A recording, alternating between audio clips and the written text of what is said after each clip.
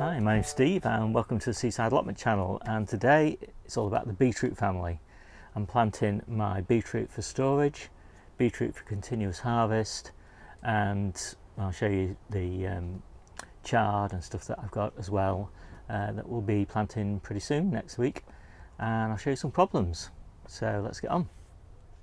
So this is the main beetroot bed, and originally I was going to have a path down the centre here, but I've just got too many beetroot to plant, so I decided just to put stepping stones in, and had a few failures in these brassicas.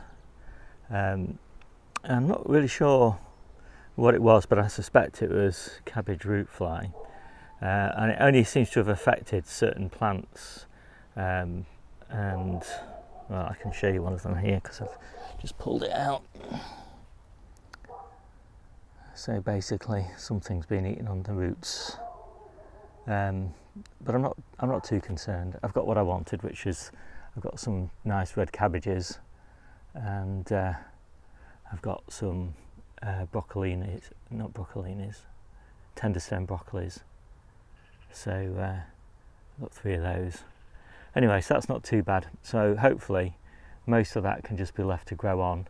I'm going to fill the rest of the bed with beetroot, and I'm not going to put any paths or anything like that in apart from those stepping stones.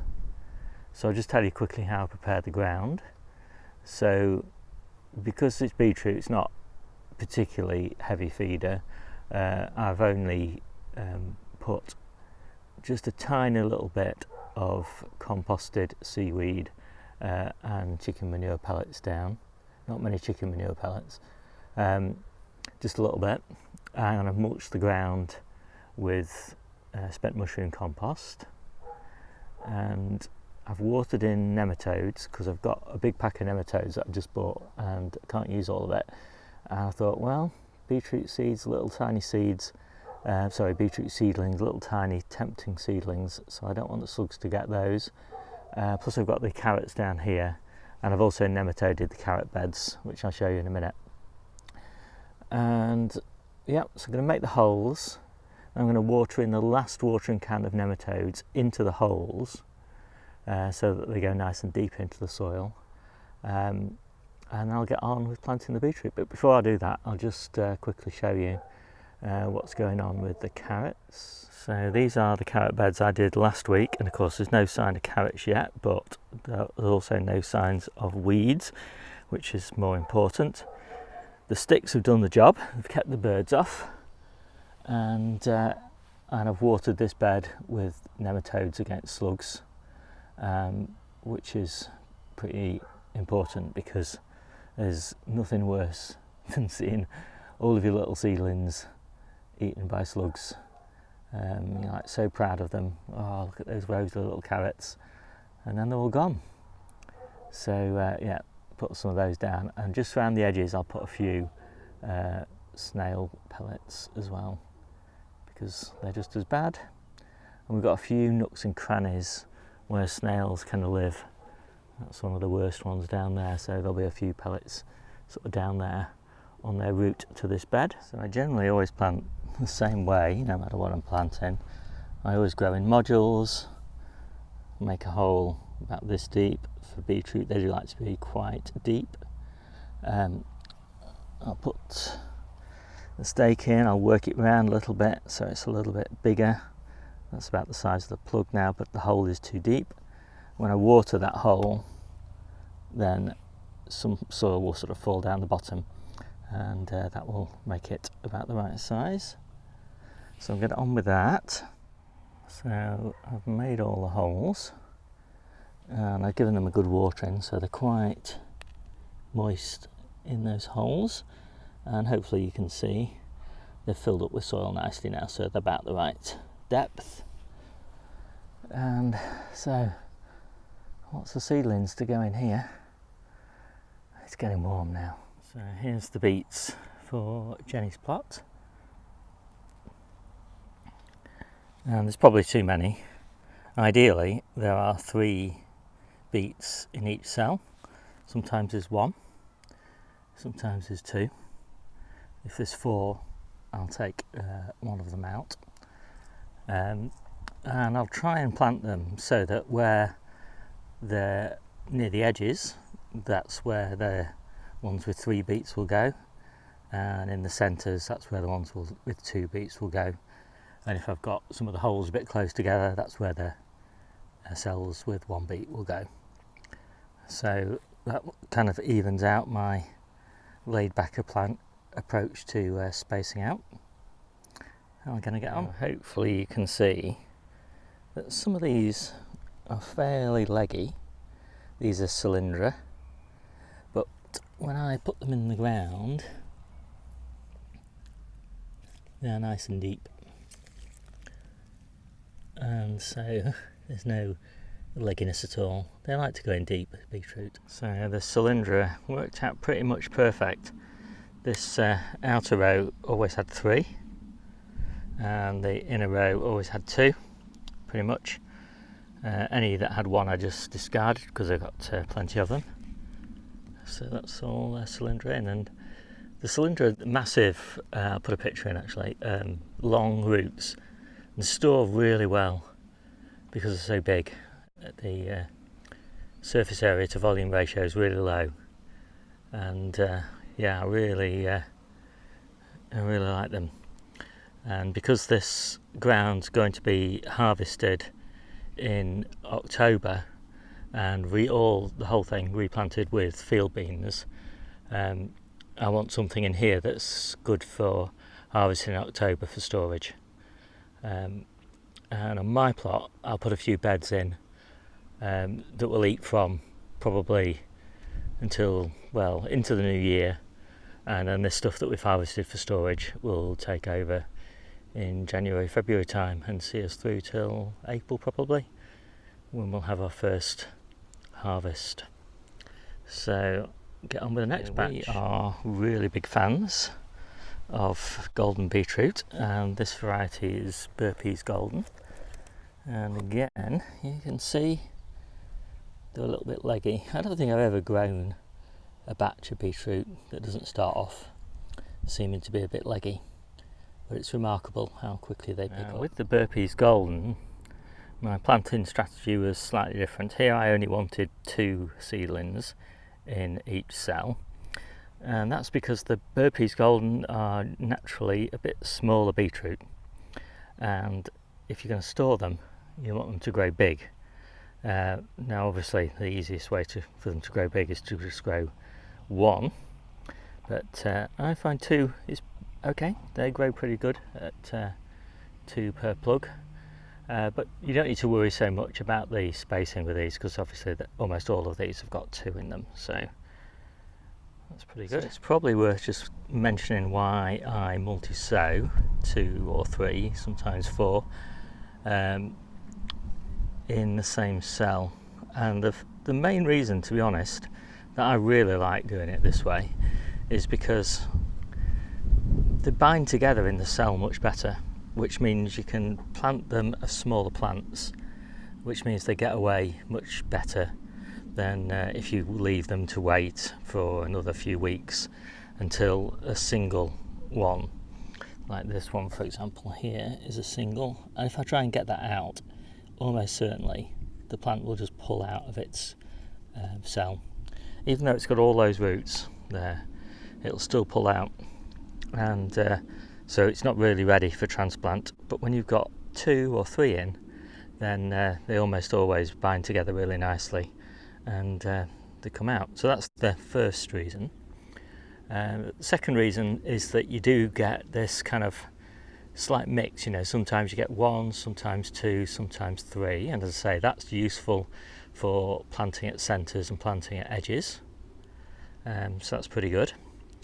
What's the next reason? So the next reason is that I think you get slightly higher yield from the same amount of ground, and that means less watering, and so that's pretty useful, and obviously more crop for the amount of space that you've got. They do seem to quite like growing together. They don't seem to interfere with each other very much, which is useful. But the downside at this time of year when you're growing for storage is that you do get a mix of big and small. Now if you were growing them for, I'm going to put this down for a minute, if you were growing for continuous harvest, then it wouldn't be much of an issue. Try and keep the wind off this mic. You know, because you just pick the biggest and then let the smaller ones go on, and then pick the next biggest, etc., etc. When you're harvesting for storage, you don't do it like that. Obviously you're harvesting the whole bed at the same time. I don't find it much of an issue really. You just end up with maybe a third of them are a little bit smaller, and you either pickle those or just put them in the container for use these first. So yeah, doesn't really matter either way, works fine. So next up is the boltardy, and these are 3 to a cell again. And these are a bit of a bonus because these are the ones that are getting interplanted with the well, into the path and into these brassicas, interplanted with these brassicas. So I'm going to get on with these. These are a bit fiddly to plant because I've got to do it crouched down on the paving, on the stepping stones. And then just a few gaps left to fill in. I'll use mulched for those. This is a new one to me, but we'll give it a go, but I won't put too many in. Just that little bit at the end there. There we go, all in. There's about 250 probably, something like that, beetroot. We'll get through all that. We have 3 families that will be munching our beetroot, including us, through the winter. So pretty pleased with that. Let's just hope it doesn't get too hot tomorrow. So next up in the beetroot saga are the Boldor, another lovely golden beet, and I think they're 2 or 3 to a cell, something like that. Find out in a minute. And they're just going in this coal frame, and again they'll be out probably November, December time, and then this coal frame will get its lid on and be ready for some early planting. It's probably lettuces in the new year. So there we go, there's 25 clumps of 4, so I got that wrong, it weren't clumps of 2 there, because these are not being planted for storage, these are being planted for continuous harvest, but continuous harvest late in the year. And one thing I might consider doing, which I did last year, is come sort of October time, maybe to slow the growth down a bit, I just cut the tops off them, and then the tops grow back, but it just stalls the growth, and so they don't grow into sort of giant woody beets.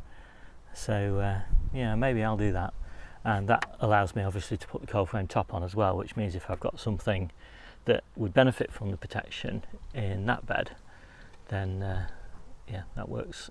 So I think that's probably what I'll do, but I have to wait and see on that one. And I've got a few plants left, so I'll have to find somewhere for those. So I've had a wander around the plot, and it seems that this is the best place to put them. Beets like being interplanted with kale, and so this kale is not looking very good, is it? I don't know whether, obviously something's eating it. I normally put it down to slugs and snails, but actually increasingly I find out it's cutworms. So I'm hoping that I've got the cutworms out, and anyway, I've got plenty of spare kales if they don't survive, but some of these are looking lovely, and anyway, there's plenty of spots in here to pop some beets, so that's what I'm going to do. Okay, that's done. I think there's 45 beetroot in there in total, so that should be quite a nice little bonus if it comes off. So far this video has been pretty constructive. I'll show you some problems now. So this is my oldest beetroot bed. It's not that old, but just look at these leaves. These are awful. This is some sort of really bad infection, I'm guessing. I don't know, rust, is it? Is it eventually going to just be rust? Anyway, last time I had anything like this problem, I just cut all the leaves off, stuck them in a plaggy bag and put them in the non-compostable waste, and yeah, the leaves just grew back just fine and the beetroot were fantastic. So I'm going to do that. So I'm not sure whether that looks any better, but it's definitely extreme. As I say, I wouldn't have believed it was possible really for the beetroot to regrow after such a hackback, but they do. And actually last time I did it, I noticed loads of caterpillars, and there's one there. I'll have to get that in a minute. But this is also an opportunity just to see what's going on. And one of the problems when you've got such a rich canopy like this one here, you've no idea really what's going on at the bottom and just how dry the soil is. And the fact you've got, you miss the fact you've got massive beetroot like this one ready to be harvested, and another one here and another one here, loads and loads of decent sized beetroot, and loads of tiny little ones that are never going to come to anything. So anyway, I'm going to give it a bit of a feed and a lot of a water, and then I'll move on. Yeah, it's looking better already, and I predict by our open day, which is 3 weeks time, this will be looking fairly lush again. So yeah, anyway, don't go on my experience. I've only done this once before, it worked, but it might not work on this one. This is bolt hardy, and previously I did it on Burpees Golden. In fact, let's have a look at the Burpees Golden and the problems with that. So this is the Burpees Golden bed. Now Burpees Golden is one of my absolute favourite vegetables, full stop. It has beautiful smooth green leaves, bright green leaves, as well as obviously fantastic beetroot, and we harvest the leaves and the beetroot themselves. But look at it, ever since it was small it's had this horrible crinkly leaf, and it's just not right. It's never been right. It is finally growing, and I am going to get, what you can see, a decent crop off it. But yeah, I'm pretty sure that it's some sort of weed killer contamination, because I've never had, I've always grown the same seeds from the same supplier, and I've never had this sort of crinkly leaf before. Now obviously it may just be the supplier bought seed from a different wholesaler, but yeah, I've never seen Burpees Golden like this, so I'm interested to see whether anybody else has seen them. We've also, for the first time this year, had a leaf miner on the beetroot, and you can see lots of damaged leaves from that. And this bed in particular suffered terribly from mare's tail, and I've just picked a mountain of mare's tail out of the bed everywhere. I just drop it on the floor. But yes, somebody did point out to me that I shouldn't be dropping the leaves with the leaf miner on the floor, and I do tend to do that when I'm walking around doing the videos, because I don't want to be carrying leaves around with me all the time. But I do, at the end of the day, walk around the plot and just pick up all the rubbish that I've just dropped on the floor, so I don't actually leave them on the floor. Can you see the mare's tail at the back there? Can't reach it easily. I've just got one more beetroot family related thing to do, and then I'm pretty much finished until next year, and that is just planting the late chard. One lovely tray of that, and that is bright lights, and I probably will also plant some perpetual spinach as well a little bit later on in the year. But this one is going to get planted pretty soon, early next week actually. It's going to get planted in this bed to replace the turnip greens, but I got one final harvest to take off this on Monday, and I'll use this all in the smoothie mixes, and then it will get planted right up close and maybe actually interplanted with these spring onions. These are not far off being harvested now, and so eventually this whole bed will be charred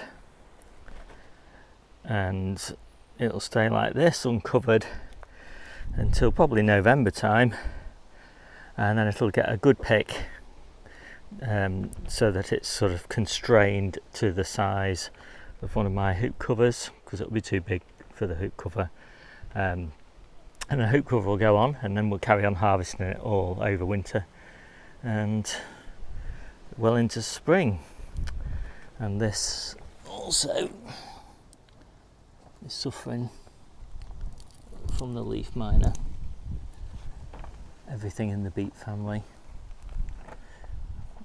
has got leaf miner. So I hope you like this video. It's another good example of how I'm managing successions. So at the beginning of the video you saw me planting beetroot on Jennie's plot, and that's in the big open beds, and when that's harvested in October, that's going to be replaced by field beans, and those are going to be harvested all the way through winter and into spring as a spinach substitute basically. And then on my plot I'm going to be harvesting everything not in for store, but as continuous harvest, and that'll go all the way through probably until December, probably January, and then I'll have small lettuces or spinach plants that I probably planted in November time. It'll take a couple of months probably to grow to plantable size, and so probably in January I'll plant those in those beds, and then they'll be really great salads in early spring. So yeah, that's kind of how I do my successions. No bed ever stands empty for very long on my plots. So anyway, hope you enjoyed that, and I'll see you soon.